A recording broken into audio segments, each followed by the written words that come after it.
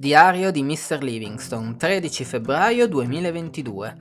Era un giorno come un altro nell'imperturbabile capoluogo del Piemonte e io come per caso mi trovavo a Porta Nuova, la famosa stazione del centro di Torino.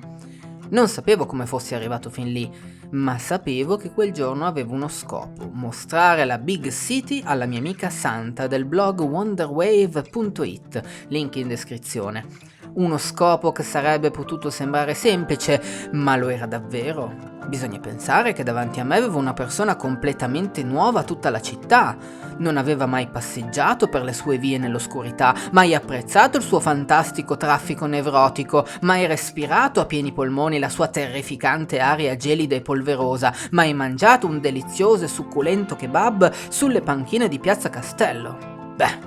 A dire il vero, quello neanch'io, ma non è questo il punto. Il fatto è che per Dincibacco, che responsabilità!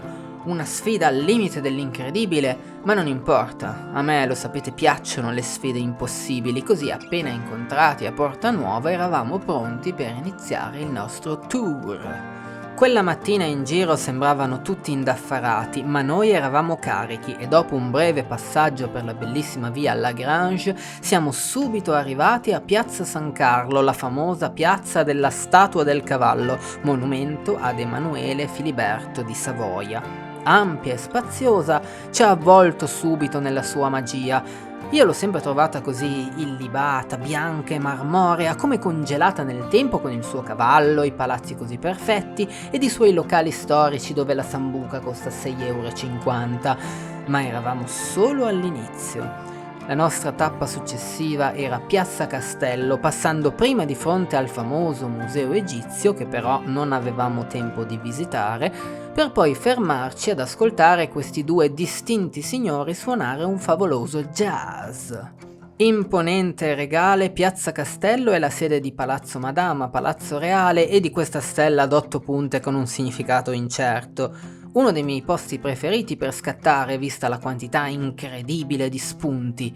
Mi hanno colpito particolarmente le stranissime statue tatuate davanti al Palazzo Reale, veramente molto swag. Non so chi sia l'artista, ma veramente complimenti. Poi vabbè, le persone, gli animali, i palazzi, tutto quanto. Fatto sta che già che eravamo lì abbiamo fatto un salto ai bellissimi giardini reali. Lì la pace della natura regnava sovrana e nonostante la stagione fosse ancora molto indietro si stava proprio bene. È molto bello che lì al centro della città ci sia un punto verde così ampio e tranquillo.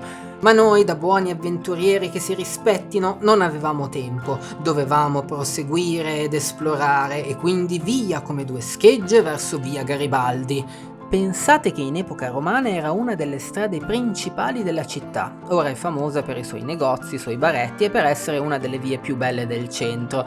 Ma la cosa più interessante è che percorrendola fino alla fine siamo arrivati a Piazza Statuto, dove troneggia inquietante e imponente uno dei monumenti più famosi di Torino, il monumento ai caduti del Frejus, famoso per assomigliare ad un certo angelo che è cascato giù dalle scale, diciamo. Parlando di magia ed esoterismo, infatti, come Piazza San Carlo si dice che sia un vertice del triangolo di magia bianca, Lione, Praga, Torino, Piazza Statuto sembra faccia parte del famoso triangolo di magia nera, Londra, San Francisco, Torino. In effetti si percepisce una certa energia in questo punto, non trovate? Dopo qualche foto e un rapido giro della piazza, ci mancavano ancora alcune cose da vedere, anche se purtroppo al momento si trovavano dall'altra parte del centro. Così ci siamo messi in cammino. Quindi di nuovo un pezzo di via Garibaldi, una piccola deviazione alla mia via preferita di Torino, via Barbarù, con questi bellissimi stendardi, Piazza Castello e finalmente via Po. Ebbene sì, ci stavamo dirigendo verso il gigantesco fiumiciattolo che attraversa tutta la pianura padana. Ma prima, perché non fare una breve sosta presso la Mole Antonelliana? Fa anche rima. Edificio simbolo di Torino, alta più di 165 metri, con all'interno il meraviglioso Museo del Cinema. Presto l'avremmo ammirata da una prospettiva del tutto diversa, perciò dopo aver cercato di percepire l'urlo di questa strana statua, abbiamo proseguito fino nella mia piazza preferita, Piazza Vittorio. È la mia preferita perché è davvero molto ampia e sfocia sulle colline boscose, da dove spuntano tra le casette come strani funghi la lontana basilica di Superga ed il Monte dei Cappuccini. E poi su, è sempre così viva, imponente, ampia, elegante. Di cosa stiamo parlando? Tramite il ponte Vittorio Emanuele poi abbiamo deciso anche di ammirarla dall'alto, raggiungendo prima la scalinata della Gran Madre e poi la terrazza al Monte dei Cappuccini.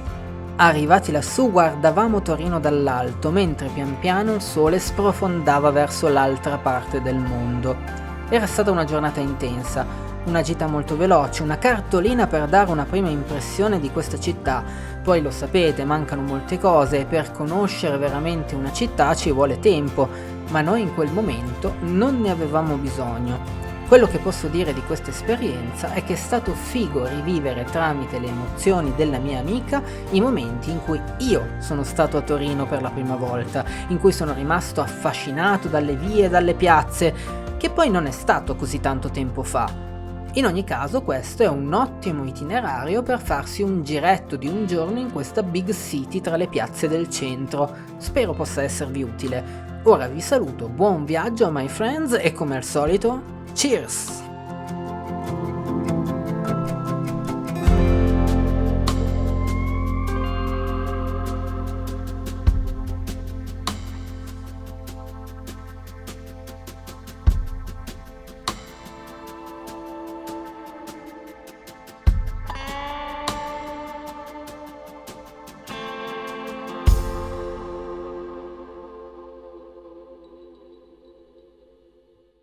No, siete arrivati addirittura fino a qua, fino all'end card, ragazzi, siete dei grandi, vi devo ringraziare di brutto, grazie mille di brutto, vi abbraccerei tutti di persona, ma non posso farlo, quindi non so, lasciatemi un commentino, un qualcosa, una parola, scrivetemi novella nei commenti, così vi rispondo, parliamo un po', insomma vi ringrazio che ci sta sempre. Come avete visto, questo è stato il primo video di collaborazione con la mia amica Santa del blog wonderwave.it. Vi metto il link sia qui nell'end card sia sotto in descrizione per leggere il suo articolo. Andate a darci un'occhiata perché lì c'è la sua visione, come ha visto Torino. In pratica gliel'ho fatta vedere un po' con i miei occhi, quindi lì diciamo che c'è il suo punto di vista, che è sempre figo, insomma, dateci un'occhiata. Detto questo, ragazzi, volevo annunciarvi che sto per mettermi a montare il video di Strasburgo, ma voglio tenere attivo il canale lo stesso, anche se ci metterò un po' a montarlo, quindi nelle prossime settimane non so se pubblicherò un video ogni 2 settimane o se pubblicherò un video più semplice, tipo dei vlog, vedremo, non ho ancora deciso. Detto questo, spero che vi sia piaciuto questo video, che vi sia stato utile, vi saluto e come al solito ci vediamo prestissimo anche con il video di Strasburgo, speriamo, e come al solito dicevo, cheers!